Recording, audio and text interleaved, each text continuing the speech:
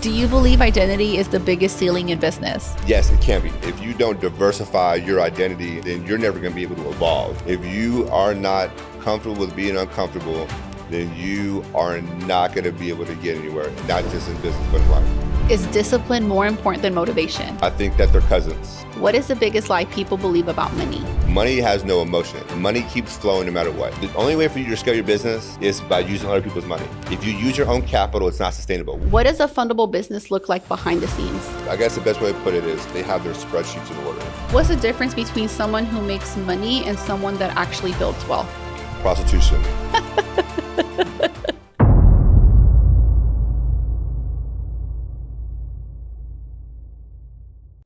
At what point does someone stop being an entrepreneur and become a true business owner?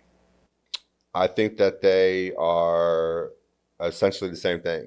I don't think you can be one without the other, right? So the entrepreneur is the creativity, it's the innovation.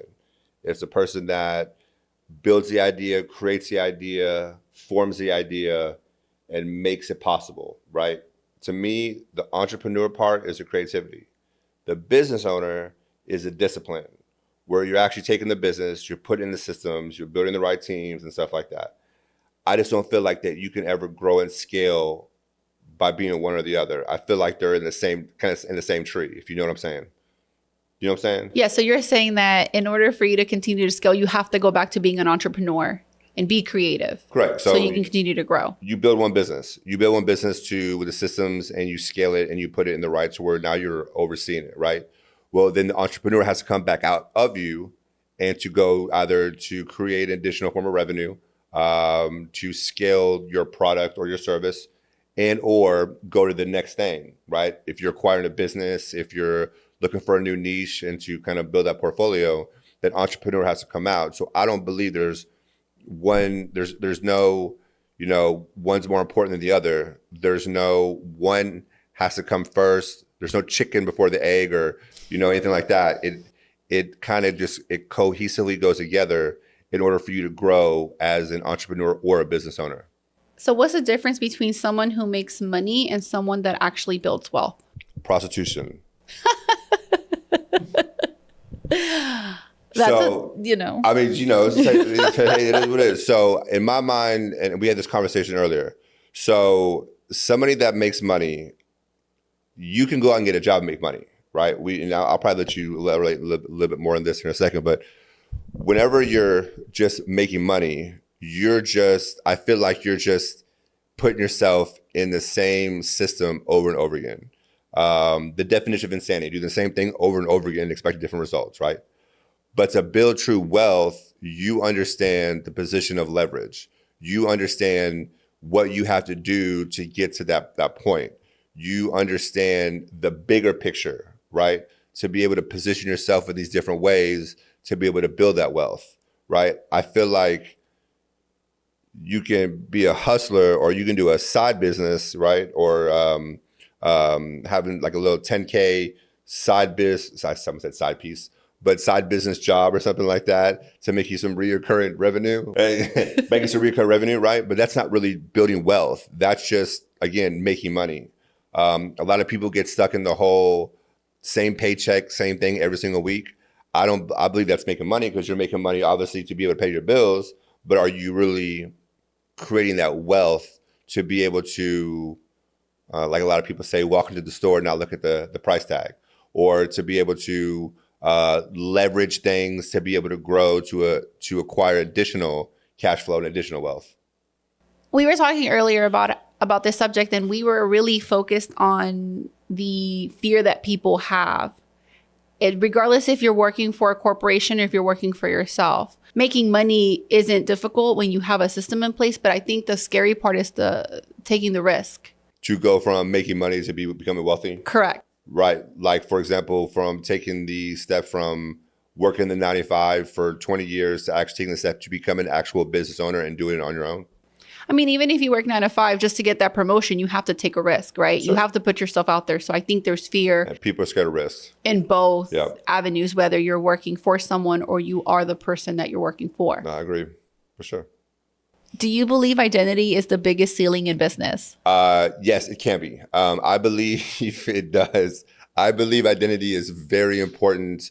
And whenever you feel like, a good example, I used to have a problem with always thinking that when I got into something that I would became the best and nobody could teach me anything. Identity comes with always being open to learn, always be able to grow and stuff like that. Because let's say step one, your first identity when you start a business is you're the operator. You're in there, you're doing the day-to-day tasks, you're doing stuff like that. Then all of a sudden you go from the operator to the actual business owner. Now you're building teams and people are kind of, putting that system in place to where you can kind of now oversee them, right? And then you become the overseer. You're working on the business, not in the business, right? So this is all different levels of identity. So you constantly have to change faces whenever you're growing as a business owner to be able to do that.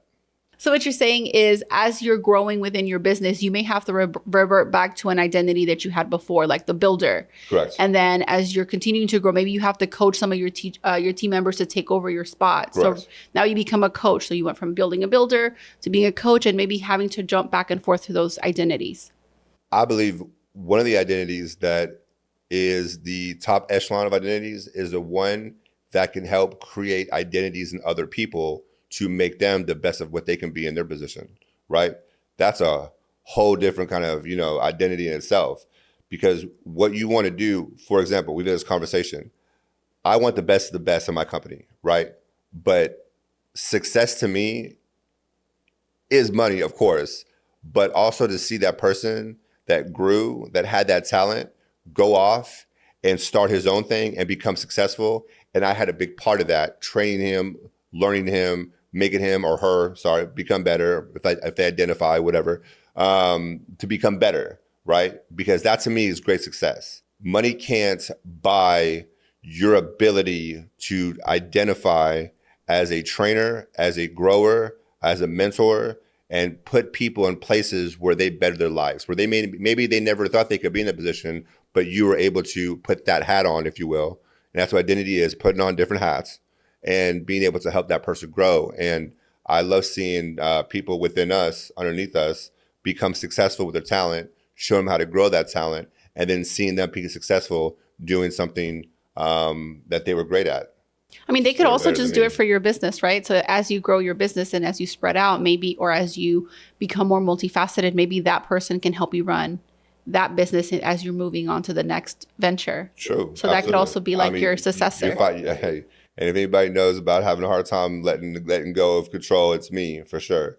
But also, even if the person starts their own business venture, now you have somebody that you can help create cash flow with. You create that network within yourself, right? Because you trust those people. Absolutely. I mean, when you get stuck in one identity and you wear that one hat, first of all, and another thing is you're going to burn yourself out, right? If you don't diversify your identity and be able to do different things and wear different hats, then you're never going to be able to evolve. And we talk about innovation all the time. And identity comes with innovation. What habits separate the people that are stuck in their ways versus the people that scale to the 1%? Fear. I agree with that. They fear.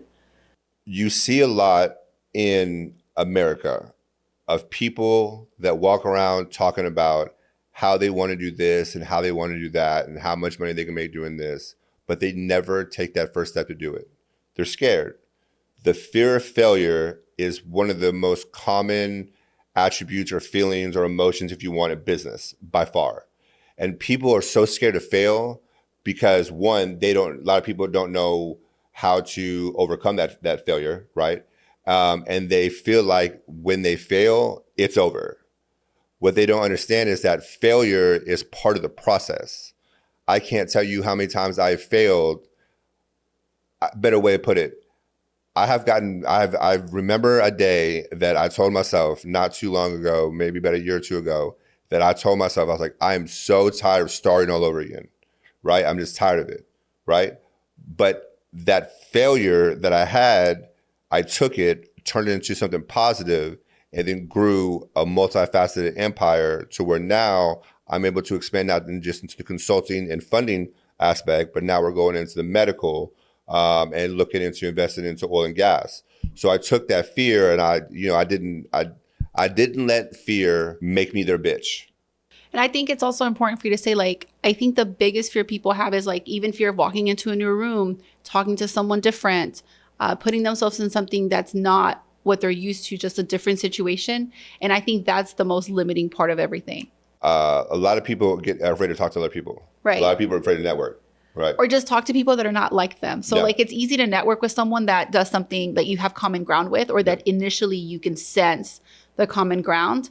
But maybe they're not your typical person that you would engage with. And I think that that's scary. Just the way that I look at it is leaving your box. You have to be comfortable with being uncomfortable. Right. You have to be comfortable with being uncomfortable. If you are not comfortable with being uncomfortable, then you are not going to be able to get anywhere, not just in business, but in life. Right. Is discipline more important than motivation in business? I think that they're cousins. I think they're in the same tree, right? So you have to be disciplined, right, to be able to put the system in place. Right. You have to be disciplined because it's a system. Like it's almost like creature of habit, right? You get on the same system. You get at the same time. You go to the gym. You have breakfast. You get to the work. You do this. You do that. It's a system, right? That system puts you in place. Over time, when you perfect it, it's a successful system as a person individually. Now you take that same discipline and you implement it into your business. Now you're putting the system in place, your marketing, your operations, your sales and stuff like that. Okay. Then you got to be motivated to take that discipline and expand it, right? You can't have one without the other. So I don't believe one's more important than the other. I believe that the discipline is what builds a foundation, right? And the motivation is what grows it and innovates it to become a 7, 8, 9-figure business. I agree. I don't think that, like, for example, with your example, like you can have, there's people that are very disciplined. Yes. But then they have no motivation. Correct. And especially when it gets tough, right? Like when you have that difficult situation, you hit a bump, you hit a wrinkle, as I call them. And then that discipline is still there, but then they may be avoiding the actual problem, which is where the motivation lacks. Yeah. So. But you'll find more disciplined people in the world than you'll find motivated people in the world. For sure. That's just, I guess I'm not sure. I guess it's just human nature or whatever it is. But when I say motivation, the word that comes to my mind is ambition, right? Ambition. I have, since I was 12 years old, have been one of the most ambitious people because I knew that I had to figure this out to become successful. When I came out of college, I had no idea what I was going to do. In fact, my first job out of college was at Hollister. Everybody knows, like, at Abercrombie, right? Well, $24,000 to $21,000 a year driving that Suzuki Sidekick, stuff like that. But my friend and a college person convinced me and talked me to go into sales, right? So when I went into sales, it changed my mindset of, now I know I can control my own paycheck. When I control my own paycheck, how much can I put my ambition into that factor, and how big can I get my bank account? How big can I grow my brand? How far can I go? And at 29 years old, I sold my first timeshare business because of my ambition. Nothing else matters. A lot of sacrifice, but that's motivation. I look at the same thing as ambition. Why do you think most people will never experience real wealth, even if they've had opportunities? Because it's, like I said, it's the fear. It's the fear of capturing and hold of that opportunity. It's the fear of also not knowing what you want to do. I remember standing in the bedroom of my father's room when I was, I don't know, maybe 19, 20 years old. And I was like, I have no idea what I want to do in my life. And he was like, what are you great at? And I was like, I have no idea. And he started listing off the things. He was like, man, the way you dress, your fashion, the way you talk to people and stuff like that. Like, he knew before I did, what my talents were, and I had no idea, right?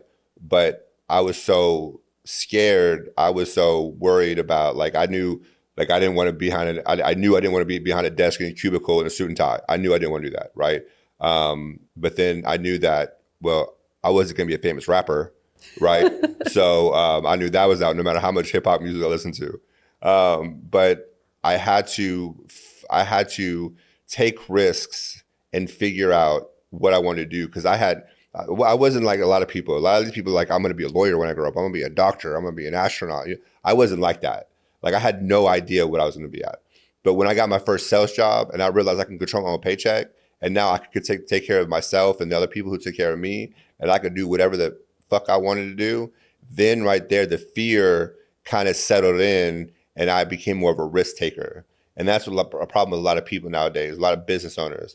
They're scared of risk, right? Risk equals reward. I was asked a question the other day by somebody it was like a questionnaire. And they asked me about how I felt about risk. I told them the answer was simple. It's a necessity in business.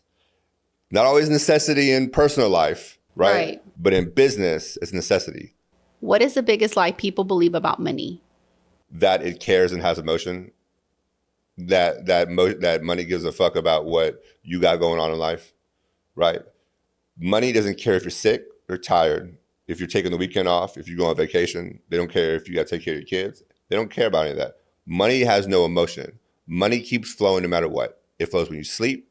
It flows whenever you're on lunch break. And the thing about it is the person next to you who knows that is constantly grinding or finding out ways to make money, which is the ultimate game, is to find out ways to make money while you can vacation, while you can sleep, right? While you do that, where you're constantly bringing in revenue, right? But people don't understand. People think, money is like, oh, the money's going to be there whenever I get there. If you manifest it, if you wish it, it'll come. No, you got to take that shit, right? Money has no emotion. It does not care what you got going on. How should entrepreneurs think about debt differently than the average person? Okay, so there's two different kinds of debt. I love to use the word $30,000 millionaire. Okay. Right. We just had a conversation in the car right over here. We know somebody who lives like that, right? $30,000 millionaire has a business or a hustle or something like that, right? They go out Saturday night, they buy a whole bunch of bottle service, they pop bottles, they rent a Lamborghini or something like that for the weekend, whatever it is. And then Monday morning, they're trying to borrow money for an Uber ride back to their house, right? That's a bad kind of debt. They're putting themselves in a position. They're racking up their credit cards for designer gear. They're buying fancy furniture, for their rented, house or whatever it is. That's the kind of debt that most people understand. The wealthy, the 1%, the debt they understand is using that money as leverage to acquire other cash flowing businesses or using that money to leverage their systems in place or to build a team inside their company so that they can go and in turn take that money they use to grow the business there and then take that, use that as leverage, and then they go acquire another business. So you're always using that debt to acquire more money, right? If you're doing that, then you're bringing in more cash flow, right? If you do it the other way, all you're doing is bringing in more people, knock on your door, asking why you're late on your credit card payment or your mom's, light bill. Right. So the difference is debt for liability, which is everything, the party lifestyle or looking a certain way versus debt for the means of making more money. Yeah. Debt's an asset or liability. Right. On a balance sheet or a perfect loss statement, debt is going to be showed up as a liability, right? It's just the way it is. But in real life, if you know what you're doing with it, it's an asset by far, right? It's just using other people's money. That's the only way for you to be. The only way for you to scale your business is by using other people's money. If you use your own capital, it's not sustainable. What happens if you're a seasonal business and you go in a down drop in revenue, right? We just had a client that owns a scooter company that had the same thing. He was doing great all year long, right? He does 2.2 million, but his revenue comes from about 9 months. Right. But 3 months when it's cold, nobody's renting scooters, right? So how do you leverage other people's money to be able to get through that gap, right? So it's an asset if you know how to use it as an asset. But if you're going to go buy you a boat right? And some people even go and get a loan and they go out and buy themselves some dumb shit when they're supposed to be put in their business. They have no plan. Right. So this goes into this question. When does debt become dangerous versus powerful? When you're using debt to become a $30,000 millionaire, I just love using that phrase. There's just so many of them out there, right? When you're using debt to try to live a fake lifestyle is the best way to put it, right? You're trying to live this facade because you see it on the internet, you see it on social media. And I don't know about you, I know you know this, but 80% of the people on social media with those Ferraris and flaunting off all that stuff like that, that's not theirs. They don't own that. They didn't know. No. And if they do own it or they're paying for it, they're behind on their payments, Well, ultimately, you also have to think about, like, who are they impressing? Because it doesn't benefit their bottom line. Nope. It doesn't benefit their business. Yep. It doesn't benefit their future of their business. It doesn't help them scale. And when they come repo that car, those people that were in that social media video with them, they're not going to be in the next one, right? They're going to be gone. Right. But the people that are using their money to grow and grow and grow, and those are the people you don't see. You don't see them flaunting all the, designer gear. You don't see them driving the Ferraris and stuff like that. They may have a couple in the garage, don't get me wrong, but they're not flaunting that. They're not, going to the clubs and throwing out money and buying things that are unnecessary, right? There's a point when you can treat yourself to the point where you can buy nice things.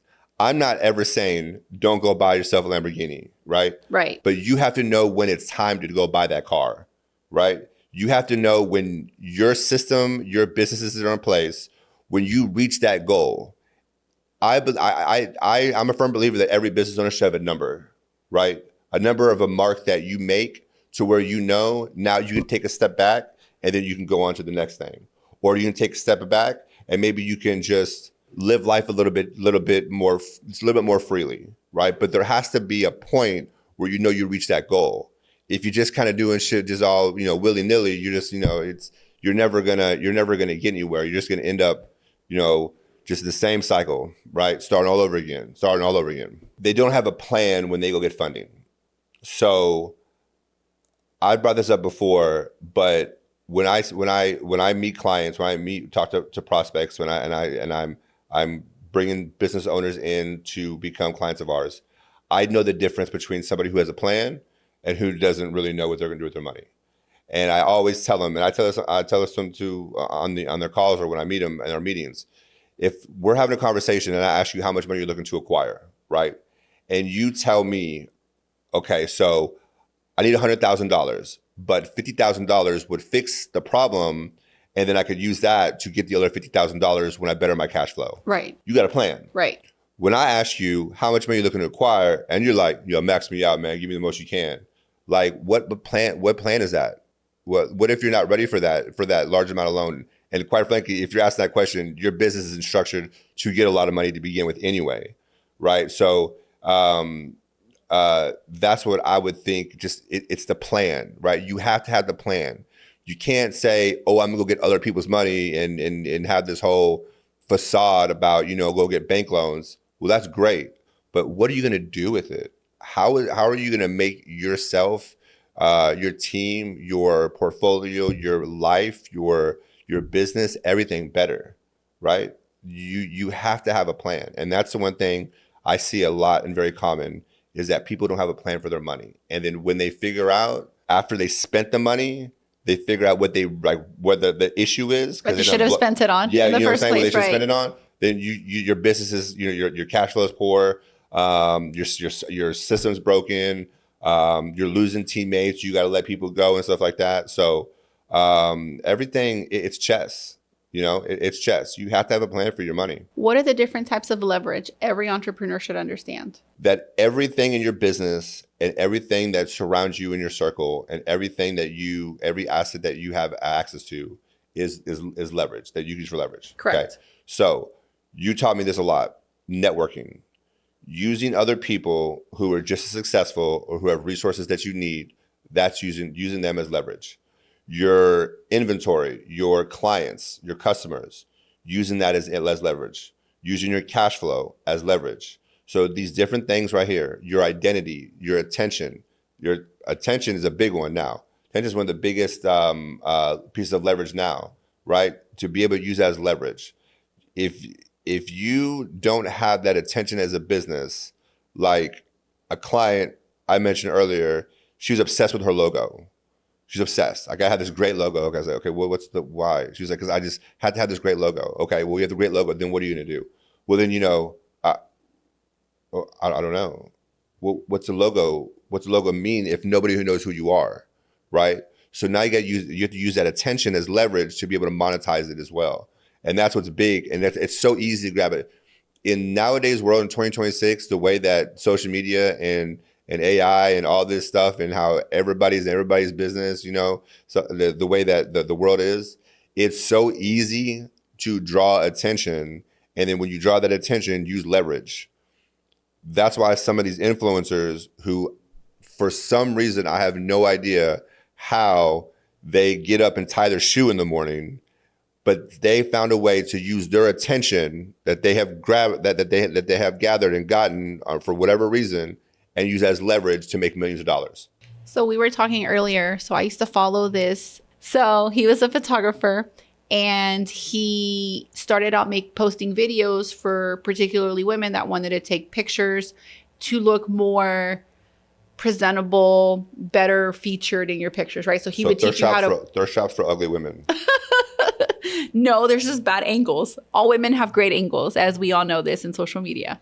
So the point of the story is this person actually was a very, well-known photographer. Then he went from being a photographer to being a social media influencer, right? And then from social media influencing and showing people how to take cute thirst traps, if you will, then he became a comedian. So now he's not a photographer. He's not a social media influencer. Now he does comedy in arenas.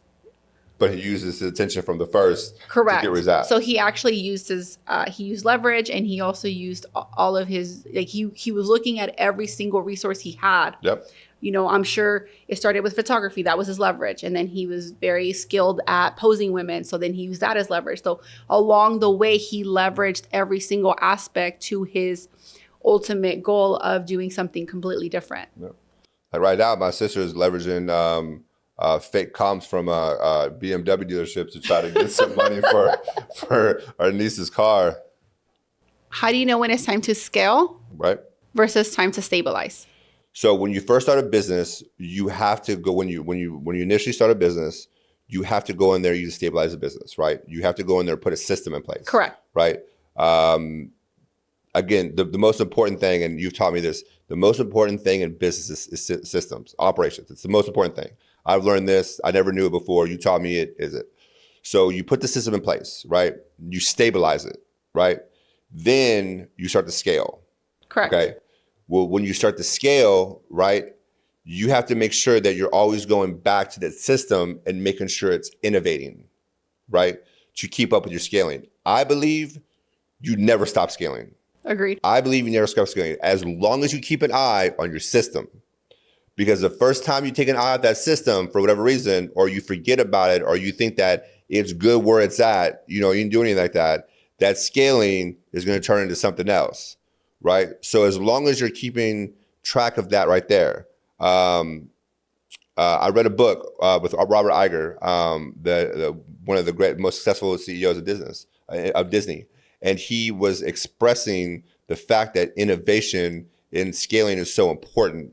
Where Disney used to be just basic cartoons, and then DreamWorks came out and they made all those 3D like Toy Story stuff like that. Well, they just blew up and overseeded Disney because everybody got tired of watching those cartoons. People innovated, right? So Disney went out and just started acquiring. They started acquiring Marvel. They started acquiring this because he knew the only way Disney was going to survive was not because of the little mouse with the ears everybody knows about, Mickey Mouse.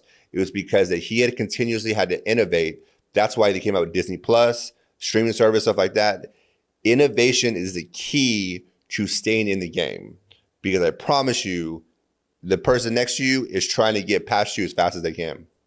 Right. So do we actually agree on this? Because I do think that innovation is the key, but you also your systems have to catch up to that innovation. Yeah, you constantly. Right. Yeah. So you have to sort of, I think the key is to keep them growing pretty simultaneously. You go in there and you build the foundation of the system, right? When you find the system that works, it works.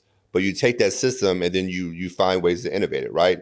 Like when we first started the consulting company, I had no idea about automations. I was doing everything manually. And I asked somebody who came and was like, why don't you just automate this? I was like, automate this. She's like, you do all this shit, it just does it for you. Now I'm obsessed with automations. I want everything automated. And you know what I'm saying? Because it's a system put in place to where now that time that I was allotting over there with doing everything manually, that just freed up time for me to find other ways of bringing revenue.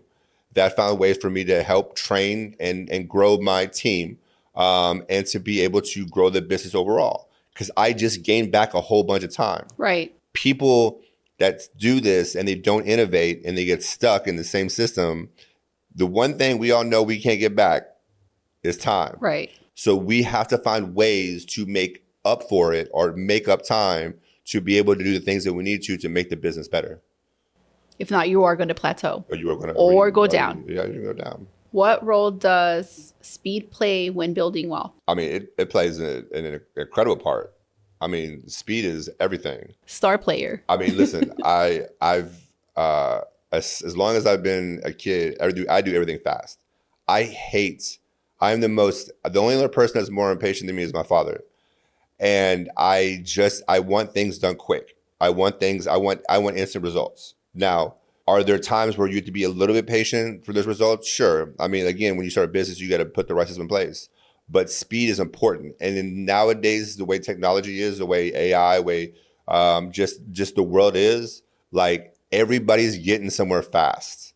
Speed is, this ain't no tortoise hare situation where the hare's taking a break and the tortoise wins. That shit dead. Like that shit doesn't happen anymore. This technology, the way things are, why all these 20 and 30-year-old adults are so wealthy, are so advanced, right? It's because they learn how to take what they had and make it faster. Right. ChatGPT, right? There's a good answer right there. That just made the whole world faster, right? All these new AI things and stuff like that, how everything is attached to AI. It makes life go faster, which means that you have to go quicker. Because if you don't, this person here, they're surpassing you. Also, I think that as you're saying this with the new generation, like I may not have such a short span, but I feel like the generation coming up has a very short span. So when they were interested in you, you have to be ready to go. Yes. Versus if you wait until you are ready, then they're ready on to the next thing. People's attention span in the world is short. I will give you a good example. Just recently, this whole Jerry Epstein guy, whatever it is, what's his name? Epstein, right? Yeah. They came out those files, right? And everybody was all over the social media like this. Oh, this person was named, this person's name, blah, blah, blah, blah. The next week, Trump bombed Iraq. We ain't heard shit about the Epstein files since then. Do you see how people's attention span just changes like that? So if you don't capitalize on that and grow on it, then you're going to be forgotten. Right. Right. I mean, we see all those old school. I saw the Mighty Ducks goalie from the Mighty Ducks movie. I saw him on Instagram the other day on the streets, right, looking for cash, right. It's just the way that things are. People forget about you so quick, and all of a sudden, if you don't capitalize that, another good example. I know somebody who. Not so long ago in the near distant past, about 9 or 10 years ago, they won a prestigious award. They won a competition, and they didn't use that competition, that attention, that as leverage, right? I don't know if it was because of fear. I don't know, because they were scared, or they didn't know what to do with it, or they just didn't want to. But whenever you win something, or you get yourself in a position to where you get attention, you need to capitalize it immediately, because the next best thing is going to come along. Okay, why do some people stay busy but they never grow? Because they continually have to work in the business and they don't put the right people in place and build the right team to be able to grow. Right. No. You tell me. So staying busy makes people feel like they've accomplished something. So if I'm a business owner, I'm doing what I feel like makes me successful amount of money a month, right? So I come in and I'm putting out fires. I'm doing all these things. I feel important. Everybody needs me, right? Okay. And then they're never going to scale because they're always just busy. They're not tactful with their time. They're not Correct. tactful with their goals.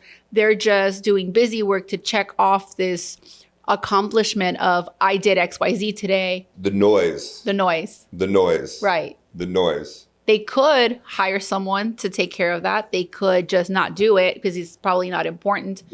You know what? People, business owners, if you don't listen to anything that I say, if they don't listen to us, stop listening to the noise.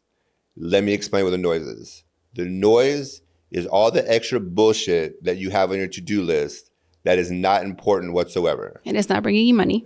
And it's not bringing you money, or it's bogging you down, or it's keeping you from the top 3 things, 3 to 5 things, but top 3 things that you need to be focused on. The Eisenhower board you taught me. Yes. There's 4 quadrants, right? The top left quadrant is the immediate, urgent need, whatever it is. That's important. Everything else is just noise. And what you find at is that while you're doing for work on these 3 things, some of the noise, one's definitely going to still be there, right? 2, you may have fixed some of that noise in fixing one of the top 3 things, or you realize the noise was never important and you didn't need to begin with. Right. So just shut it the fuck out. Let it go away. Because if you keep on clouding your mind, you keep getting bogged down, you're never going to accomplish anything. You're never going to go anywhere, right? It's like having 7 different notepads that are different colors for different reasons, right? And sticky notes everywhere. You're just never going to accomplish these things. You're going to have consistent notepads and consistent sticky notes. Focus on the 3 things that are the most important. And I promise you, once you do that, the noise will be there, but you probably figure some of that out along the way when you're working on those top 3 things. The best way I can describe it is if you're going on a road trip and your goal is to get to your destination and you stop at every stop, every gas station, every shopping mall, every single situation, you're never going to get to your destination. So I got PTSD. Okay, what is the biggest mistake entrepreneurs make when using other people's money? Not having a plan. I mean, we'll go over it again. I mean, it's simple. I mean, if we want to elaborate on it a little bit more, your plan is everything. Being able to know what that money goes for in your systems and in your marketing or, your sales force or whatever it is. And a lot of times, to elaborate on it, if I can, sometimes, so businesses, every business, depending on where they're at, will be qualified for a certain kind of loan or a certain kind of product or a certain kind of other people's money, right? Sometimes it's not the ideal situation, not the best interest rate, not the best, terms or whatever it is, right? But if you had that level of psychopath in you, right? That ability to know that if you give me that money, regardless of what the terms are, regardless of what it is, I know where I'm going to take that money. I know exactly where I'm going to put it. And where I put that money, it's going to 5x, 6x my business. It shouldn't really matter. You shouldn't be so scared of the money. You shouldn't have that fear. You should be able to take those risks, right? I know sometimes when we give approvals to business owners, they're like, damn, this is what I get, right? Well, one, look at yourself in the mirror because you put your business in that situation by not doing your cash flow correctly, by not doing your accounting correctly, by cash apping your baby mama out of your personal bank account, stuff like that. You put yourself in that position. So this is what you have. Now, if you have a true need, right, besides fixing all those problems I just went over, if you have a true need for this capital, right, then take the money, fix the problem. That problem is supposed to fix your revenue. It's supposed to be able to cover that debt. Am I right? Right. Okay. But stop being worried about what your interest rate is. Stop being worried about what your terms are. And start having the mindset is I know what I need. I know it needs to be fixed. And if you give me that fucking money and I'm going to take that money and I'm going to triple it, pay off that loan in 6 months, 3 years before it was actually supposed to be paid off, cut out all that interest and become successful because I have a need. I had a plan. Right. Right. Just like Martin Luther King, he had a dream. Well, we need a plan though, not a dream. Because I think that's the challenge. So like I talk to people and they're like, oh, I need to hire more staff. Okay, well, how much is that going to cost you? I feel like staff is that bottleneck people do. Like people, we had a client like that. I feel like staffing can be a bottleneck. People feel like they want to hire more staff or whatever it is, and then they get caught with all this salary and unnecessary overhead and stuff like that, and they all of a sudden their net profit shrinks by 15% because they added so many people when they weren't needed. And I think they could have focused on their systems more, because in the nowadays society, automations and AI, like there's so many things you can do that will bring you revenue that would take 2 people. I mean, but take 3 people, right? And then you want to fucking get a whole marketing room full of Filipino people for real cheap to do telecommunications when you can do marketing a lot cheaper with automations AI. I'm just saying.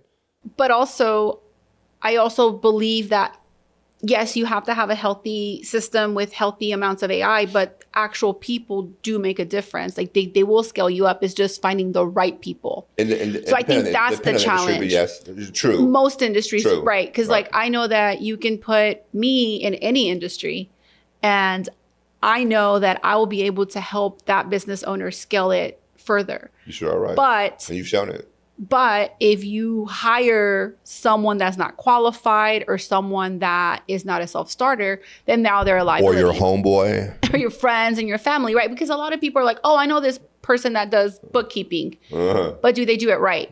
Do they know what they're doing? Yeah. Right? So I have actually seen businesses fail because of a wrong hire. Business also fail by hiring friends and family sometimes. 100%. But you got to keep it, but everything you said is 100% right. Yeah. So while systems can you can use systems to leverage, but also if you hire and stuff, yeah. Right, but if you hire the right person, correct, I think that'll also multiply your business because they pay for themselves ultimately. Because eventually, overall, when you want to step back from the business, you have to have somebody in that position to oversee those automations and like that. I watched too much Terminator 2, Skynet. The AI is taking over our world and stuff like that. But I'm still a firm believer in the person-to-person interaction is the most important thing in the world. How do you build credibility when you do not have capital yet? By letting your nuts hang. Ladies too. Yeah, letting your nuts hang. So you build credibility by going out and first networking, I think, would be a good start. Networking with the right people to get yourself in the right groups, get in the right places with the right resources and stuff like that. I hate to say this, and I say this, it sounds really bad, but it's the truth. A lot of really, really successful people, and use this as an opportunity, as a positive thing. So you are trying to build credibility, right? Latch on to the person that has your credibility as quick as you can, and latch on to them and gain as much attention as you can, right? And credibility. And a lot of times those upper class people will like to do that because they feel like it's kind of a philanthropist kind of thing, like helping somebody that's down. Use that as your leverage. Mentorship. Use that as your benefit, right? You got to build credibility.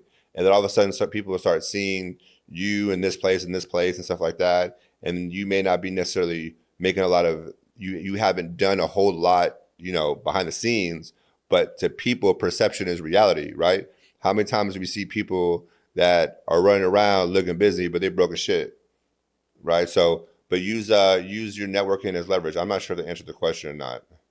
Well, I mean, that is a way of building up your credibility when you do not have capital. Like Kim K did that. She was sex tape. Shit, dude. That's not where I was going with that. Definitely not where I was going with that.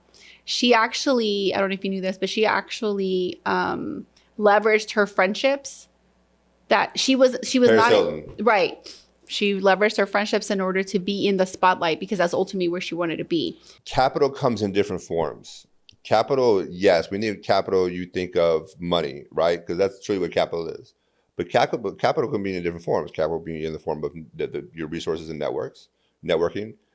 Capital can be in the form of your clients, your inventory, what assets that you have that you can leverage. People come to us all the time needing funding Their cash flow is poor, but they have some assets that they can use as collateral to get, and even if they have poor credit, negative days in their bank account, and stuff like that, they have these collateral assets that we can use to get that capital, right? So capital comes in different forms. What does a fundable business look like behind the scenes? What does a fundable business look like behind the scenes? So they have I guess the best way to put it is they have their spreadsheets in order. And to clarify on that is they have the right accountant doing the right accounting, making their tax returns lender friendly, right? They have their revenue going through the right bank accounts. They're not transferring from business to personal, stuff like that. They are using their reoccurring, they're rotating, and they're moving their revenue and cash flow around to make and create additional cash flow, right? I mean, there's ways to make additional cash flow without making additional revenue. That's a whole different subject, but we're not getting into that. Okay. So, but there's ways to do that, but behind the scenes, it's all about your numbers. It's all about your burn rate, right? Your burn rate's huge, right? What is your burn rate? How much cash are you truly burning? Your overhead, all those numbers that are boring and nobody really wants to look at, that's what's behind the scenes that make that business fundable, right? I don't understand how businesses can bring in $25,000 a month in revenue and then push out 26. It's an operational issue, but yes. But you see what I'm saying? Right. So behind the scenes, to make a business fundable, and what makes a business fundable is the numbers. It's what it is, right? It's not necessarily the marketing. It's not necessarily the sales. It's the numbers, right? Because the numbers in that paper, what you show the bank is what they're going to approve your loan. They're going to give you that yes, right? Sales is great, right? You bring in the money. Your marketing brings in the people for the sales. These are all important things, right? But if you're not structured right over here with the numbers, right?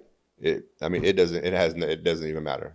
Right, because it's what you do with your revenue. It's what you do with your capital that you've earned, and Yep. the margin that you have. Yep. All those fancy words that we learned in college, and the profit margins, and the profit and loss, and the gross revenues, and the stuff, all that boring stuff nobody wants to know about, that is what makes your business fundable.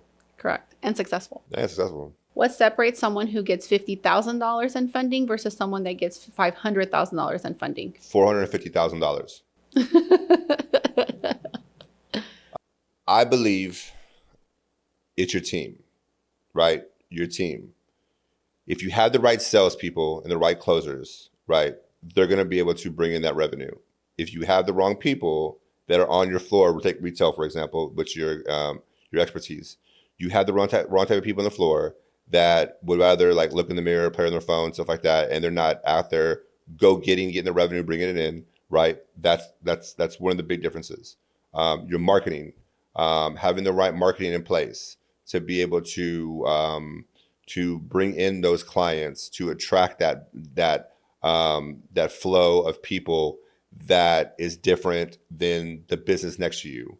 We recently consulted in a med spa where literally there were 2 other med spas within a block of this other med spa, right? Literally. How the business owner did that, I have no idea, right? Why she did that. But the marketing, because it was so great, it was able to bring it in, and they were able to come to that med spa and forget about the other 2 when they're right around the corner. So it's all about your team, right? It's about the people that you hire. The question you answered was the operational one. The operational question, right? Which is phenomenal. Which is what separates someone who gets $50,000 versus $500,000 in revenue monthly or in general. Question 2 is what separates someone who gets $50,000 versus someone who gets $500,000 in funding? Keeping your overhead low, right? That's the biggest thing. Making sure that you don't over exceed what you're pushing out, right? Making sure that your accounting is in order. Make sure that you have a creative accountant to make sure that whenever you do your taxes, because to get $500,000, documentation is going to be it's a lot different. To get $50,000, what you need for documentation and what you get for $500,000 are two separate things. Okay, so you have to keep your overhead low to make sure that your net profit's higher, right? But to me, the biggest reason is having a creative accountant, right? To be able to show your revenue, your cash flow, and your net add backs, right? Your depreciation, stuff like that, to where you can, yes, on your taxes, you can show your break even or even a little bit of a loss of a business, but your net add backs were able to show you a profitable business without having you pay a bunch of money to the IRS. I think that's one of the biggest business. I mean, we can talk about cash flow, we can talk about everything else, stuff like that. But you have to, on paper, you have to look like a cash flowing net profitable business, and you can do that without paying a bunch of money to the IRS with your net add backs. I mean, to be fair, I feel like accountants should do this. Like that should be part of the requirement for them to not make businesses look like they're failing when they're 10 years old, right? Or running a nonprofit. There's three types of accountants. There's the one who just does the basic, whatever it is, taxes, just get it out of there and just, whatever it is. There's the one who's scared of shit, right? And doesn't want to get audited. So like they really they show lots of profit and stuff like that. And then there's a creative accountant.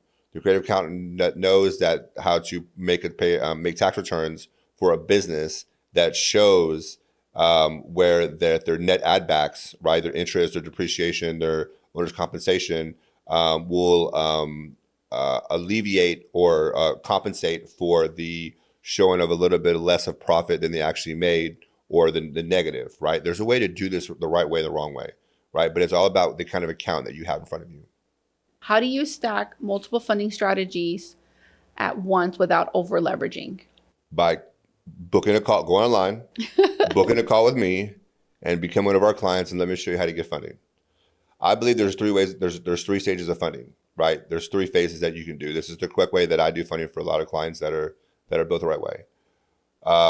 First, you want your quick revenue, your quick funding, right? You want the money that's going to fix your problem immediately because you're coming for funding. You have an immediate problem, so you get that. It could be in the form of some short-term working capital loan, business line of credit. Not the best terms, right? But it fixes your immediate need. Now, you don't want to keep those terms for the full term, right? You don't want to keep that rate and that money and the interest going for the full term. So you need a fixer, right? Which is step two. With step two is getting maybe a big bank product, sometimes even using 0% business credit cards, to where that you can now take the money off the credit cards, pay off that loan, and now you're carrying that debt at 0% for 12 months. Now the end game of this whole thing is while you're doing this, you need to be preparing and submitting for an SBA loan. Every business's end game should be SBA. It is the absolute best money out there. It's non-recourse. If you don't know what that means if you don't pay it back, they ain't coming after you. Just so you know, sorry, Diego.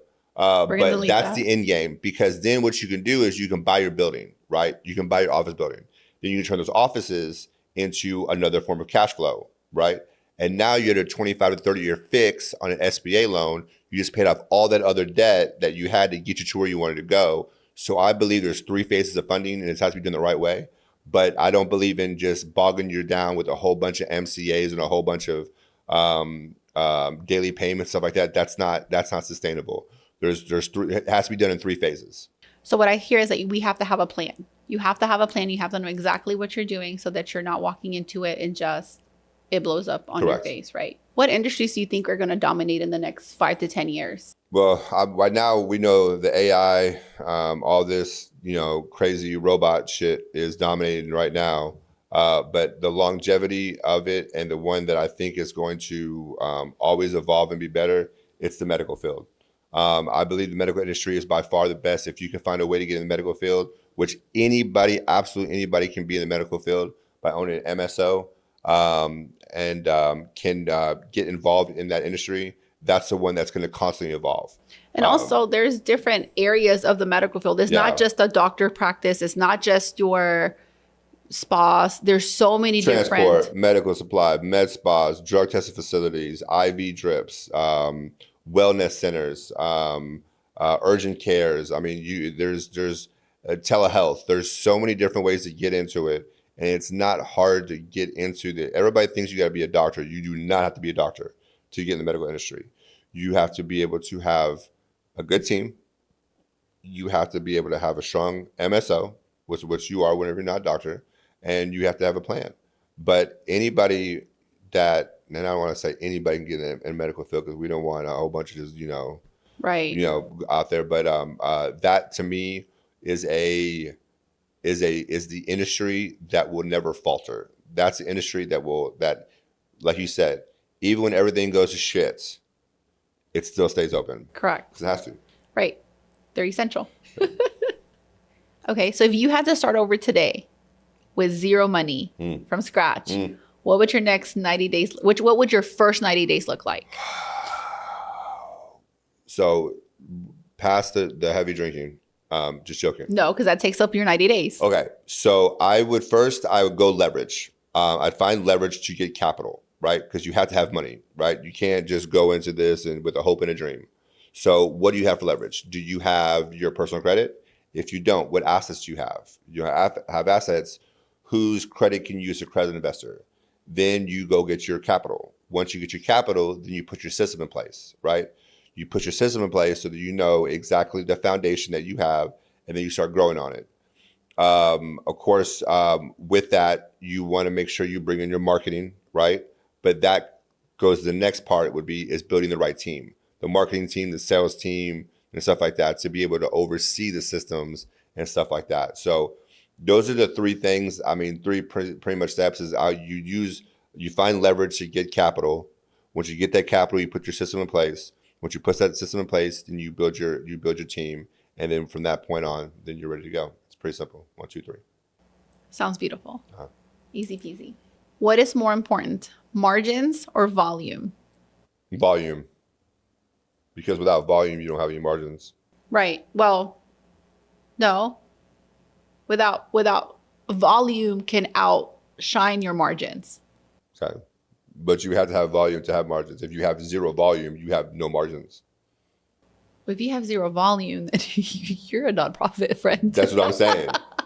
So, I mean, this is a cousin situation, but if you had to pick one of the two, you need to have volume, because without volume, you have no margins. Zero volume, zero revenue equals zero margin, zero profit. So I think this is important because I think a lot of people struggle when they're pricing out their product or their service. There is such a thing as a accessible product versus a luxury product. So your accessible product is going to push out a more volume than give you margins. Sure. Your luxury product is going to push out or give you more margins than you will volume. Yep. So I personally don't think one's better than the other. I just think you need to understand your audience and understand your demographics as well as what your product is. They're both a necessity.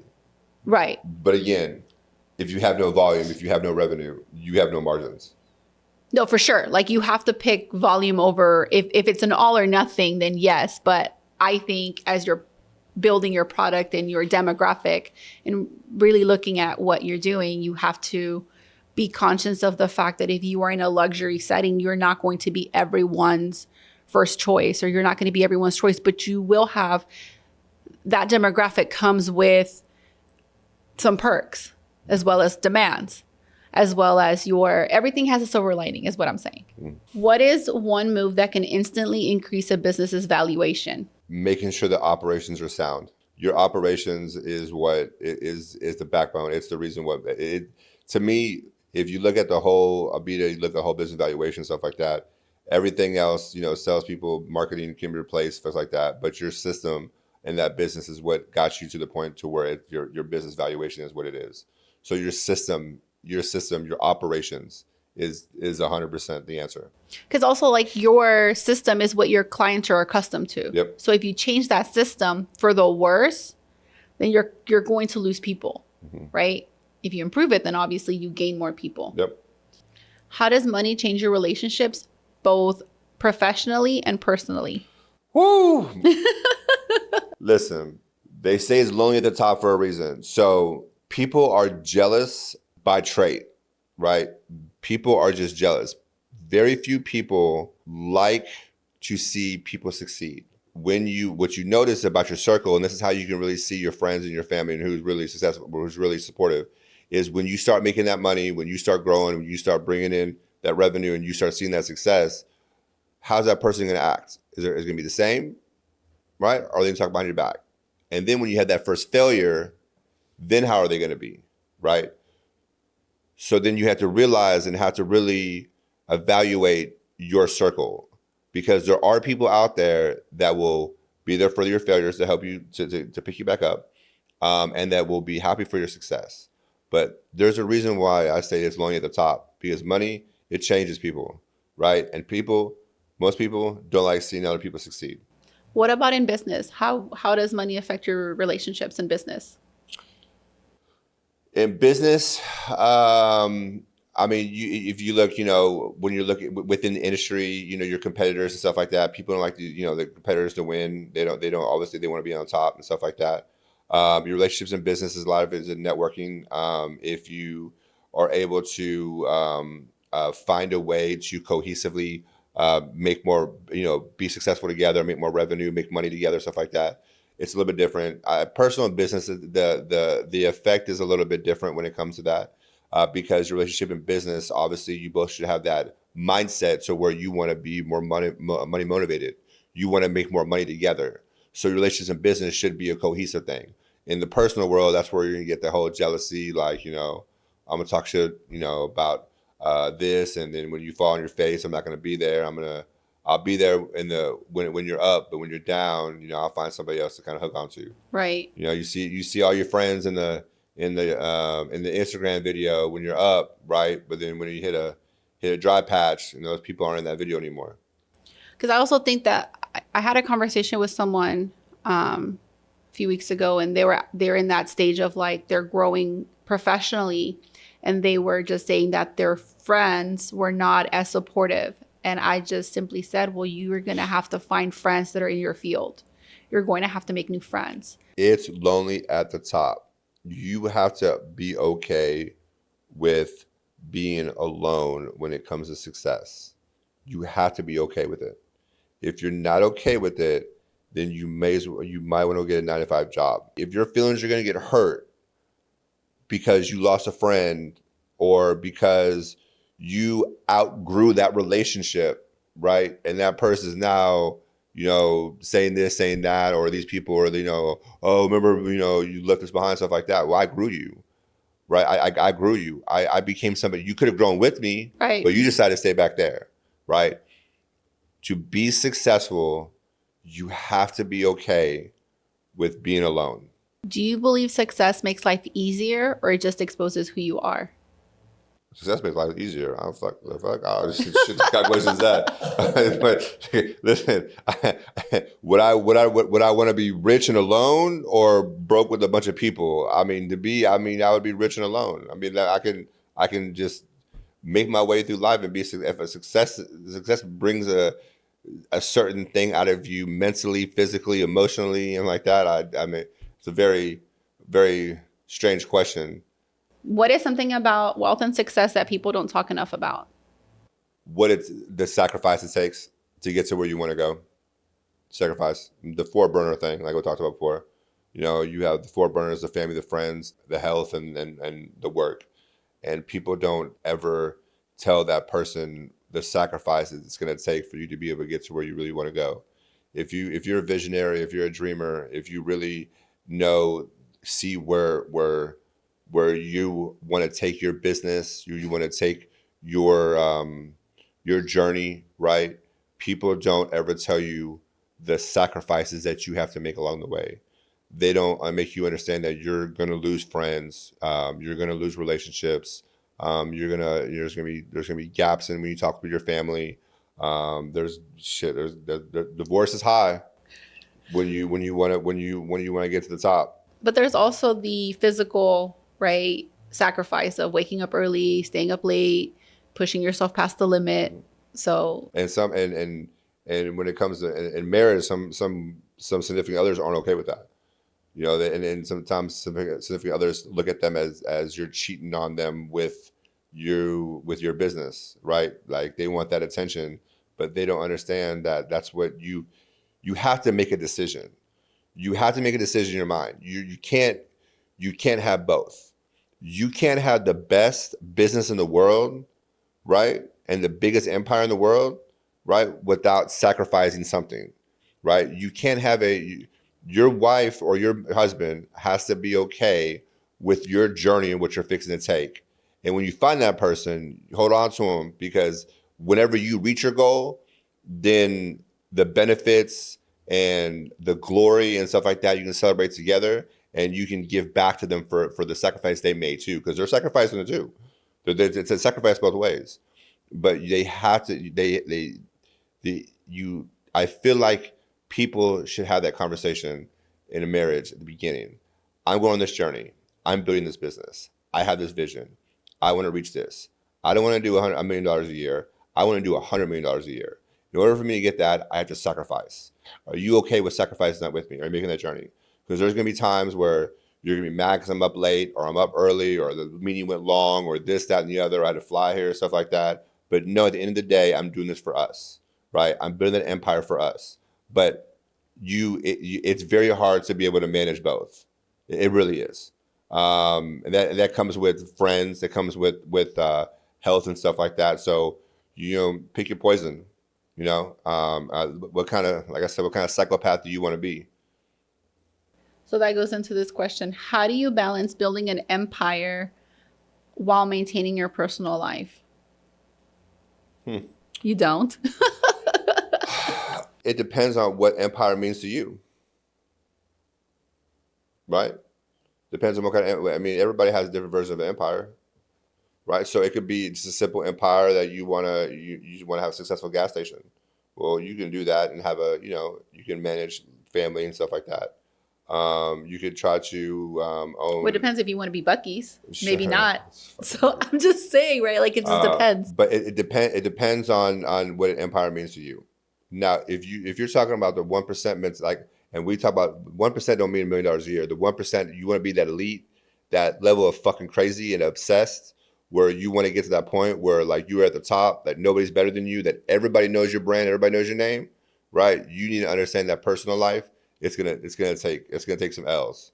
It's gonna take some beatings, right? So it depends on the kind of empire that you want to build. But if you want to build a true empire, right?